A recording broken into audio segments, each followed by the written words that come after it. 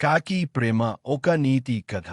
ఒక అడవిలో ఓ కాకి దంపతులు జీవించేవి. వాళ్లకు చిన్న పిట్టగొడులు ఉండేవి. రోజూ కాకి తన పిల్లలకు తిండి తెచ్చే క్రమంలో చాలా కష్టపడేది. కాకిని ముద్దుగా చూసుకునే పిల్లలు అమ్మ ఒడిలో ఉండాలని కోరుకునేవారు. ఒకరోజు పెద్ద వాన పడింది. వానలో కాకి తిండి కోసం వెళ్ళింది. తిరిగి వస్తున్న సమయంలో తలకిందులుగా పడి గాయపడింది. తలపై నెత్తురు వస్తోంది.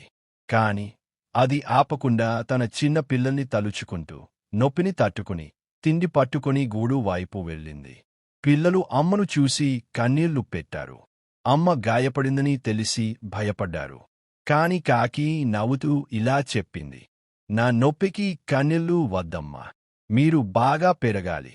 మీకోసం నేను ఏమైనా తట్టుకుంటాను. ఈ మాటలు విని చిన్న కాకిపిల్లలు తల్లిపై ప్రేమతో కౌగిలించుకున్నాయి. నీతి: తల్లిదండ్రుల ప్రేమకు సమానమైనది ప్రపంచంలో ఏదీ లేదు. వారి త్యాగాన్ని అర్థం చేసుకుని వారిని గౌరవించాలి.